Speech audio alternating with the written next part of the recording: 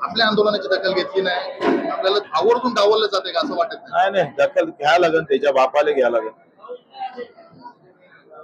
घेतल्या जात नाही म्हणजे काय? 2,500 रुपये महिना केला ना आम्ही, करायला लावलाय. आजही शेतकरी नुकसान पूरग्रस्तामधला शेतकरी आजही प्रतीक्षेत आहे की आम्हाला आज न उद्या मदत मिळेल.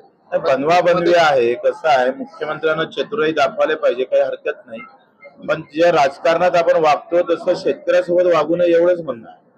एकीकडे अजित पवार, एकनाथ शिंदे 5,000, 10,000, 15,000ची अशी मदत पाठवतात, पण 50 आणि 60,000ची मदतची मागणी होत असताना सुद्धा ही मदत पूर्ण होऊ शकत नाहीये, त्यांच्या मागणीची दखल घेत नाहीये.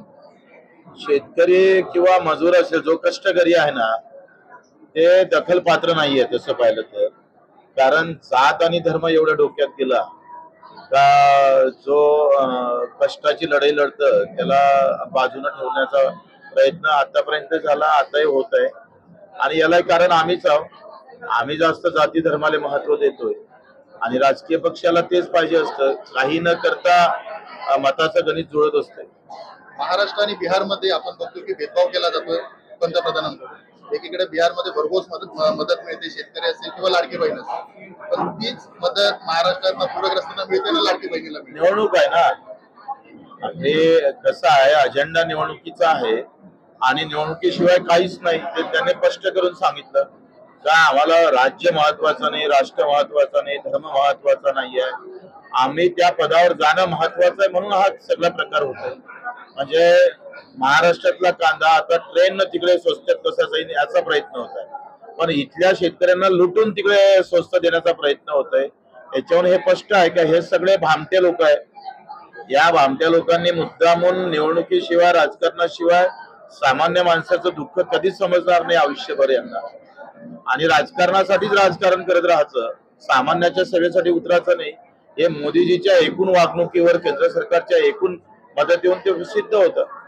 एकेकाळी एकनाथ शिंदेच्या खांद्याला खांदा लावून तुम्ही गुवाहाटीला गेले होते, पण आज एकनाथ शिंदे पण तुम्हाला कुठेतरी पाठिंबा द्यायला कमी पडत काही गरज नाही ना आम्हाला, कोणाच्या पाठिंब्याची काय गरज आहे?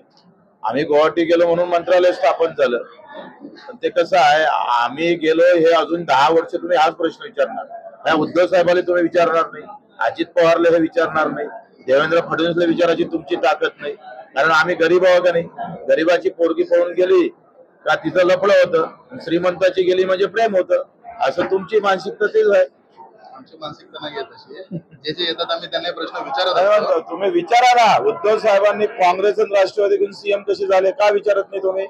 विचारलं का कधी? नक्कीच. देवेंद्र फडणवीस चक्की फिशिंग म्हणत होते, अजितदादा जैलात राहील, त्याच्यासोबत मांडीवर मांडी घेऊन बसतं, ते विचारलं का कधी?